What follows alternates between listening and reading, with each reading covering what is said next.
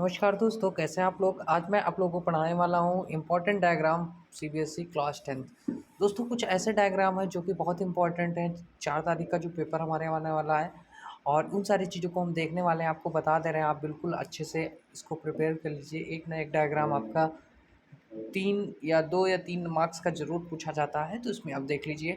सबसे पहले बायोलॉजी की मैं बात करता हूँ तो आपको यहाँ पे न्यूरॉन्स देखेंगे, तो न्यूरॉन्स आपका बनाने को आ सकता है, जिसमें आप ये इमेज देख रहे हैं।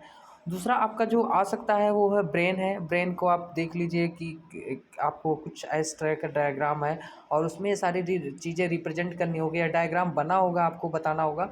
इस तरीके के सारे क्वेश्चन आएंगे। फिर तीसरा है आपका रिफ्लेक्स आर्क, ये बायोलॉजी का पार्ट है और इसमें endocrine glands human beings male में हम देखेंगे, पिट्यूटरी ग्लैंड, थायराइड्स और ये पैंक्रियाज, ओवरी, टेस्टेड, ये सारी चीज़ें मिलेंगी।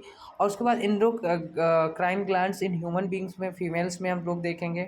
फिर हम लोग बात करते हैं नेफ्रॉन, ये भी बहुत ही इंपॉर्टेंट नेफ्रॉन है जो कि बनाने को आ सकता है। और फिर इंटरनल स्ट्रक्चर हार्ट जो है ये भी बहुत इंपॉर्टेंट है। उसके बाद बात करेंगे respiratory, human respiratory system. Human respiratory system also very important और इससे रिलेटेड क्वेश्चंस भी पूछे जा सकते हैं। और फिर आप देख लीजिएगा human digestive system. Human digestive system जो है माउथ, टंग, ये सारी चीज़ें आप लोग देखिए, लीवर, ये सारी चीज़ें, गॉल ब्लैडर, पैंक्रियाज। और आपको ये सारी चीज़ें कभी कोई आपको डायग्राम मिल भी जाएगा या फिर डायग्राम बना के आपको ये सारी चीज़ें रिप्रेजेंट करना होगा। फिर cross section of a leaf, ये आपका बॉटनी का पार्ट है। और न्यूट्रिशन इन अमीबा, ये भी इम्पॉर्टेंट है। और longitudinal section LS of a flower, LS मतलब लॉन्गिट्यूडनल सेक्शन। उसके बाद germination of pollen on stigma. अब ह्यूमन आई की बात कर लेते हैं, तो ह्यूमन आई के कोई भी पार्ट के बारे में आपका एमसीक्यूज में भी पूछा जा सकता है। और कॉर्निया, आइरिस, पपिल और रेटिना, ये सारी चीज़ों को पूछा जा सकता है।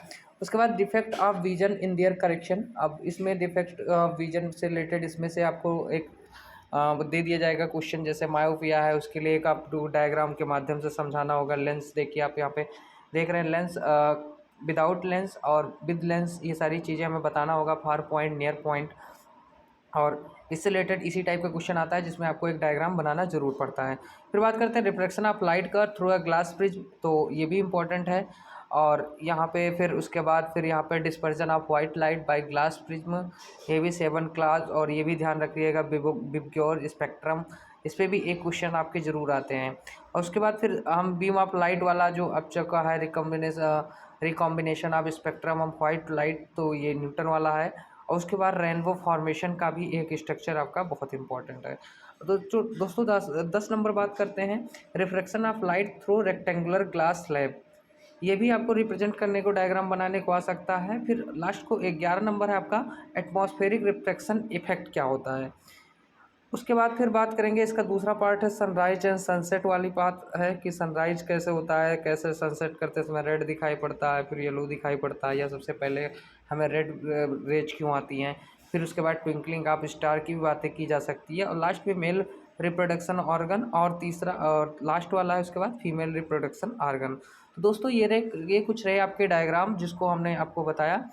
तो मिलते हैं अगले वीडियो में और देखते हैं कि और भी कुछ इंपॉर्टेंट अगर बातें होंगी तो मैं आप तक ज़रूर पहुंचाऊंगा। Thank you for watching my video.